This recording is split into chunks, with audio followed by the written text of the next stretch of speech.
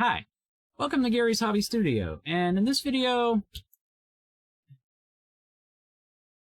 I'm gonna go over some stuff for new people that have decided to take the step into doing, running stuff at home, whether it's Home Assistant, Plex, whatever the case may be. I know I've never gotten any questions, but I saw a couple of videos from a couple of different people, and the way they explained it was a little incorrect in my opinion. So basically, probably some people, have on their mind whenever they hear, oh, I have a server, or, this stuff runs on the server, or the new definition of server is, hey, this stuff runs on the cloud. Well, the cloud is just somebody else's computer, and it's true. It's just being served up by somebody else's server rack, which, as you can see, that's what I have here. Now, the question, what is a server? Well, a server is software that is set up, whether it's specifically designed or just a whole package designed to serve up services in some way, shape, or form, whether it be authentication, viewing, like going to, say, a news organization's webpage and reading the local news that they have in text, or going to your favorite place to shop, say, whether it's Walmart, Sam's Club, Costco, or Newegg. What you're hitting is the web server for said hosted sites. So it's a server. And it's basically specialized software that will, when your browser connects to it, it'll serve up the page that you're trying to view. Now, as far as server hardware goes, this is where I ran into problems with some of these videos. There is a server operating systems or server software can run on practically any piece of hardware that you have, whether it be an old computer that you've had for 5 years and you've moved on to a newer one, to actual what I call, and this is the way I look at it, server class hardware. And I'll get to that in a moment. So there is a distinction between server class hardware and actual servers, regardless of what you run it on. Server class hardware would be the Intel Xeon processors, AMD's EPYC processors, and any motherboards that those connect to. And the reason why I call those server class hardware is because those are designed to run 24/7, 365 days a year. Because most of my servers here have run for months without giving me any problems. I'm not saying I haven't had a hiccup with the software, because I have, but that doesn't happen too often. Now, the consumer LAN hardware, which would be any of your laptops that you buy, or desktop machines, whether they sit on the desk or they're towers or whatever, that hardware is not designed to run 24/7, 365 days out of the year. In my one video that goes over everything in my server rack when I switched it over, you'll see in the section, download machine. Well, that is actual consumer grade, although MSI says it's military class, which is a little more resilient, but it runs Windows 10, and every so often I have to reboot it because Windows gets a little funky, and I'm talking about the regular versions of Windows, whether it's Windows Home, Windows Pro, they get a little funky staying running 24/7 after a while. And the reason why I know is my new new workplace. And to anybody out there that's curious, I did get hired. I start on there full time next month, which is great. I'm no longer on contract. I like that. But sorry about the side note. But I end up having to restart the servers that run regular Windows every so often. And at work, most people, and this was even at my old workplace too, because a lot of people would just leave it on, never shut it off. I mean, they'd go away, and I'm talking about people that worked in the office and they had like desktops, and even when they switched over to laptops, they just leave it run and run and run and run and run, days, weeks on, and then they can't understand why all of a sudden the applications just start acting a little wonky. Well, I go to Task Manager, whether it's Control, Delete, Task Manager, right-click on the taskbar, select Task Manager. And when I click on the performance, it says, oh yeah, by the way, it's been running for 7 days, 6 hours, 52 minutes, so many seconds, blah, blah, blah, or whatever it says. And a quick reboot, and guess what? Works fine. So there is a distinction between the hardware. And in this one here, because there'll be more than one link to video, I believe I did a video, and if it doesn't show up, that means I don't have it, but I believe I did. I did a video on turning my old Lenovo W540 laptop running Proxmox server hardware. And you can run virtualization. You could run straight operating systems if you so choose. You could run Windows Server if you're willing to pay the license, and there's probably places out there where you can get the license keys cheap. And you could easily get the software. You can run Debian or any Linux distribution. Those are also servers. You can make them whatever server you want. Takes a little bit of configuration, a little bit of skill with that, and I'm dabbling in that a lot. I'm not an expert at it and never claimed to be. But you could run server class hardware on your personal stuff, and it will act as a server. Now, one thing I will admit, depending upon the software that you run, there is a little bit of stability on the Linux side over the Windows side. But you're still running it on consumer hardware, and I've noticed even then I still have to reboot it every so often.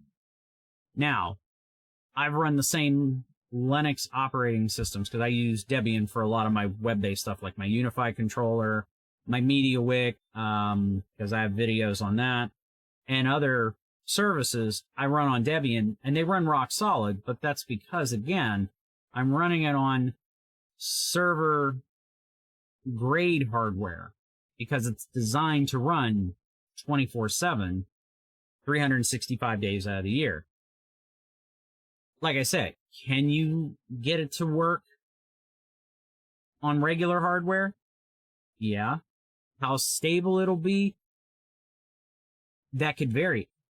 You could have a really awesome, old gaming rig that could run just as well as one of the Dell servers in my rack and be just as rock solid, and you only have to restart it when you update the services, whether it's Debian or, you're running Proxmox, which is Debian based, or anything like that. Because like I said, my one NAS, well, I call it a SAN, storage area network device, that runs in the Norco case. That's because, again, MSI has it listed as military class, which anything is designed for the military is even at a stricter standard than server class hardware. So, because I run TrueNAS on it, it runs 24 hours a day, 7 days a week. The only time it really ever gets rebooted is if it would act crazy, which it doesn't act crazy all the time, or that much. Or when I do an update to the software, or if I think there's some things that I set that says it has to restart for it to take effect, I think. I haven't played with any of that in a while, so I can't swear to it. So as far as setting something and it telling you it has to reboot, my memory's a little spotty on that. But as far as like the updates go, like when I update versions because I know I updated them from 13U4 or something like that to the current one, which is like U5.3. I know every time I update the actual core OS, I have to restart it so that all the new changes, all the updates take effect. And that's really the only time I've had to reboot that. So I'm not saying that you can't get stability out of consumer grade hardware, but I'm not going to say that it's going to work just as well as a server and won't give you any kind of problems where, after it's run for 5-7 days, you'll have to restart it. So that was that. The software to make a server is also, again, could be Windows Server, could be any distribution of Linux, could be TrueNAS, because TrueNAS is based off of FreeBSD. I know there's a couple of other ones. I can't think of the names of them off the top of my head. But pfSense is also another one that's FreeBSD based. And, it would turn your computer into a router. If you run, and you can run Windows 10 on an actual server class hardware. I don't know if that would make Windows 10 more stable or not. I've never done any testing on it. And I seriously doubt if I'm going to, because it serves me no purpose. But if anybody out there has, hey, please feel free to put it in the comments below that you've done it and, what all's happened and everything, because I'd love to know about it. I'm sure there's other people that would too. So, and also one of the things in a couple of these videos where it's like, they were saying that your Android phone or iPhone is a NAS. Not in my opinion. And the reason why I say that is because, yes, you take pictures of it. It stores it on the memory there. If it's an iPhone, you have iCloud, it backs it up to the web-based cloud server. Or in the case of Android, you don't have to set it up to go to your Google Drive, which is their server, cloud-based stuff. But you can also set up SyncThing to synchronize all the files on your phone to a local spot on, say, another computer, TrueNAS, something like that. But your phone, to me, is not a NAS. I consider it a client device, and the reason being is because it will allow you to play video, play audio, take pictures. An actual NAS doesn't do that. You cannot take pictures with it. Can you stream files from it? Yes, but it's still, the NAS is network attached storage. It's not network attached camera.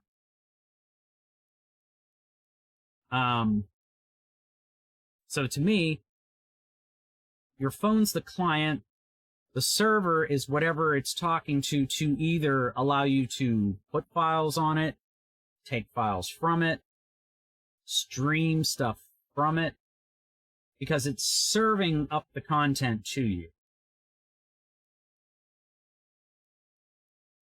I hope that makes sense.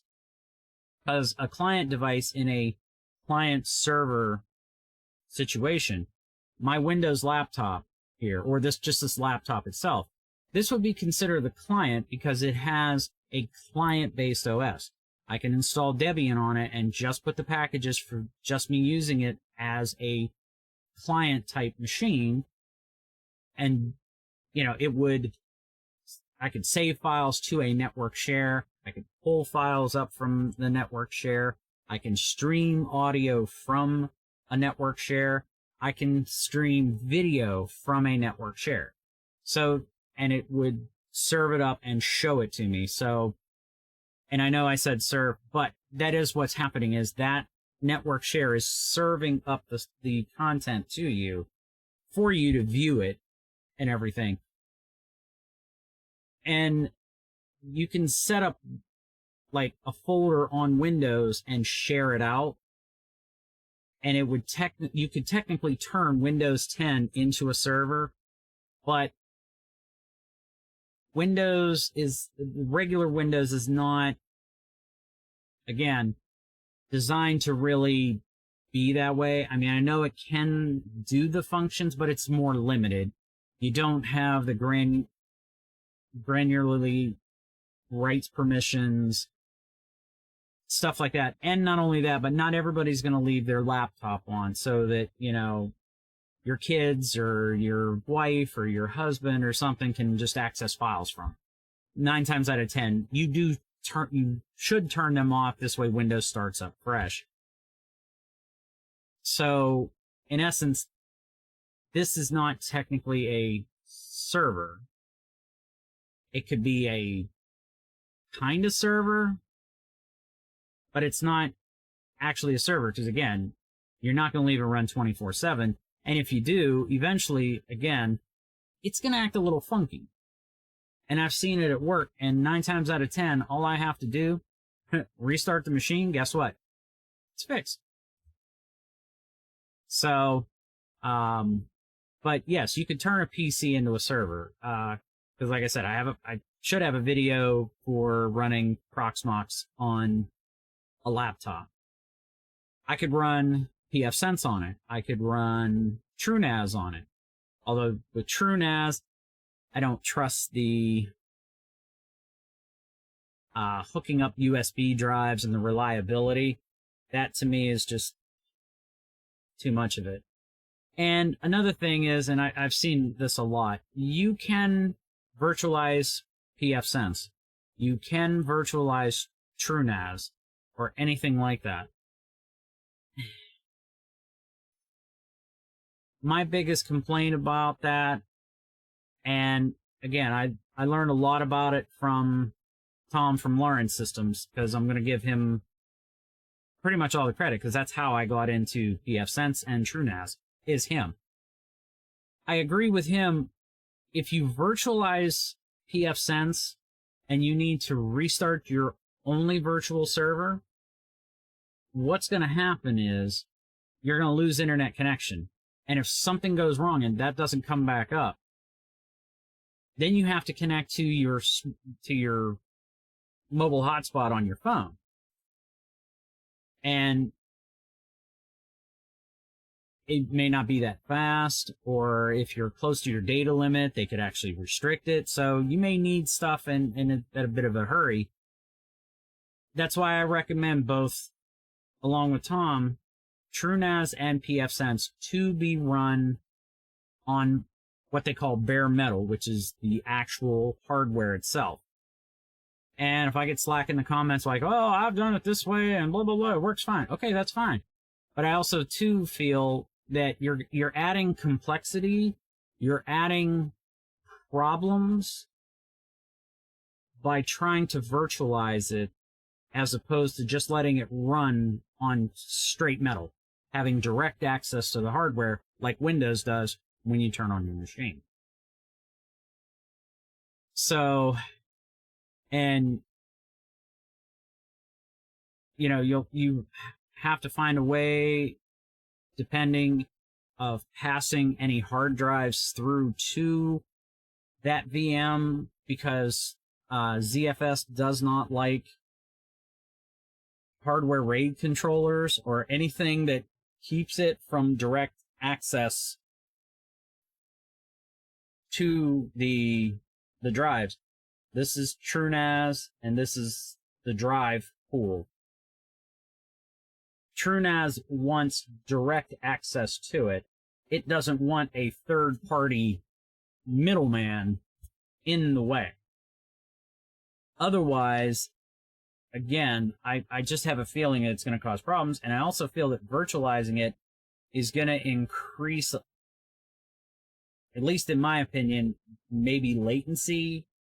It might affect the speed. It definitely could affect the writability of it. And that's why I don't recommend it. But if you're wanting to try, I'm sure there's plenty of guides out there that'll show you how to do it, and hopefully nothing goes wrong. But again, just me. That's the way I look at it. So yeah, basically that to me is what I would consider what a server is. Servers are mostly software because it's the underlying operating system that controls what that does. Do I recommend people not to do stuff on their old consumer stuff? No, not at all. I created a TrueNAS for my in-laws and got it set up, and it's working fine. Have I had to restart it kind of in between things because it was acting a little funky? Yeah, I did. I'm not gonna lie, I did have to do it, just like I do the download machine that's in my server rack.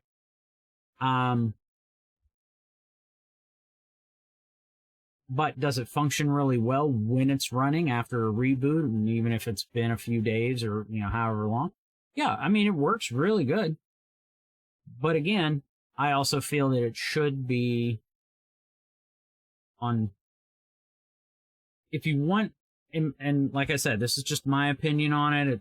This isn't gospel. It's not like I'm saying, oh no, you got to do it this way. No. In my opinion, I feel that server class hardware will be more stable than using consumer grade hardware.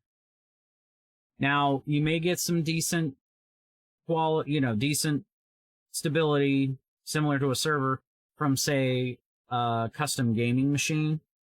If you have a workstation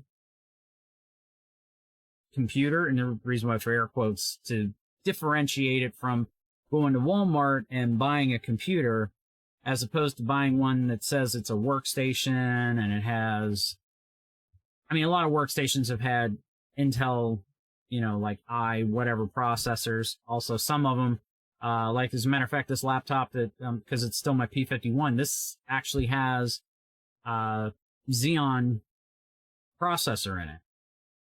So technically I have a server grade processor inside this laptop, and it works really well. Have I had issues with other non-server grade hardware? Yeah. Because that there is a Ryzen, I can't remember the Ryzen number. I know it's the 4600G, which has the Radeon chip in it. And it basically runs great. It just basically, like I said, I've had to restart it. And I know people be like, oh, well, it's AMD. Well, Intel does the same thing too. Now, because the one RS540 underneath it is running Debian, and it's doing a few things. It's running sonar, radar, LiDAR, TDAR. The problem is I've lost all connection to it. I can ping the IP address, but I can't remote into it for anything. I can view certain services, but not everything. So unfortunately, I'm going to have to reboot it. I'm going to hook up a monitor and that to it here in a moment. But, even server hardware kind of gets a little funky. Now, whether or not there's a problem with the hardware, or if it's just because it's only got 8 gigs of RAM and it's running all that, which I have a feeling that's what it is. I need to upgrade it to 32 gigs of RAM, and I want to stick a 4-core 8-thread processor in it, and that may improve stability fantastically. I won't know until I try it. But that's just my thoughts. Server grade hardware, in my opinion, is going to give a better stability runtime wise, but I'm not saying that you can't find a piece of hardware that won't do the same thing, but it's consumer grade. And you could definitely use consumer grade to dip your toe in if you want to do any of this stuff. And if you try it on something old and you're like, yeah, I don't like it, you can always re-image the computer back to Windows 10 if you have restore disks, and turn it back into whatever PC you want. Or, if you want to do a NAS with it, as long as you can put in multiple drives and everything. So there's that. But I hope it helped. I hope it didn't confuse anybody anymore. If you do have any questions or anything, please feel free to leave them down in the comments. And as I always like to say, have a good day, guys, and take care.